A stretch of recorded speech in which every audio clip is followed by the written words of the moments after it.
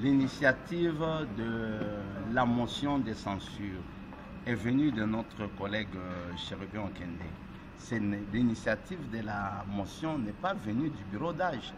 Le bureau d'âge ne fait que le travail de courroie de transmission, de relais. C'est-à-dire l'initiative n'est pas venue de... Donc ils doivent faire la part des choses. C'est nous qui les avons investis. Le Premier ministre et son gouvernement, c'est-à-dire ils sont notre émanation. Ils sont issus de l'Assemblée.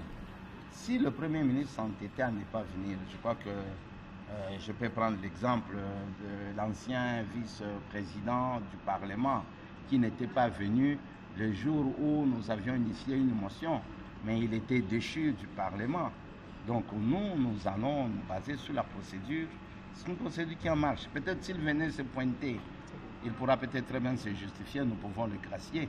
Mais s'il ne vient pas, ça sera un manque de considération. Comment un gouvernement investit par un bureau définitif? Par le bureau définitif, mais via les députés. C'est nous les députés. Ce bureau-là, c'est un bureau qui a été voté élu par les députés que nous sommes.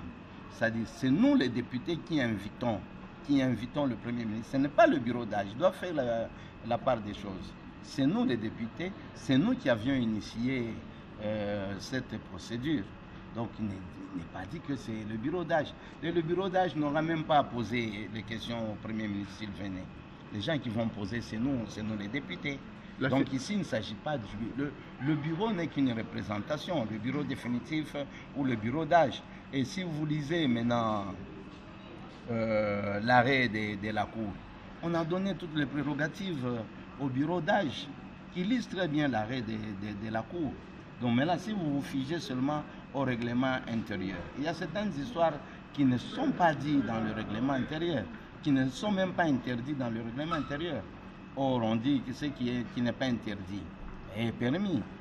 Donc ici, demain, nous allons amorcer la procédure et nous allons en finir avec la procédure, qu'il soit là ou qu'il ne soit pas là. Bon, nous apprenons qu'il est à Lubumbashi. Bon, oui, c'est juste pour aller voir son autorité morale et savoir ce qu'il pourra faire. Mais sinon, c'est une procédure qui est enclenchée par les députés, non pas par le bureau d'âge. Est-ce qu'il y a dans votre prévu dans cette session extraordinaire? Nous disons ceci. Normalement, nous devrions être en vacances parlementaires.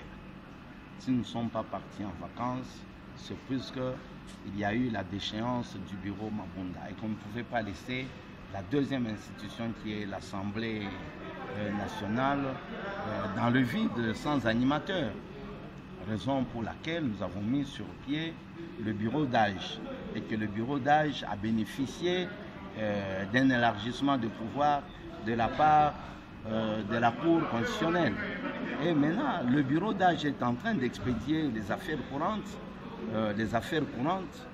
mais il est arrivé qu'on puisse, qu'un de nos collègues puisse initier la déchéance du gouvernement. Cette déchéance, donc il y a eu une initiative qui a été appuyée par la majorité des députés. Et quand l'initiative est prise, je crois que le Premier ministre et son gouvernement, ils ne pouvaient que comprendre qu'il y avait un ça ne va pas. Donc chercher à s'accrocher, je crois que ça ne va pas donner de solution. Donc la machine, elle est en marche et il n'y a pas moyen de l'arrêter. S'il y a une façon de l'arrêter, c'est venir répondre. Le Premier ministre n'a qu'à venir s'expliquer. Et s'il parvient à nous convaincre, nous serons le premier à le soutenir. Mais s'il ne vient pas, ça sera un manque de considération. Merci beaucoup.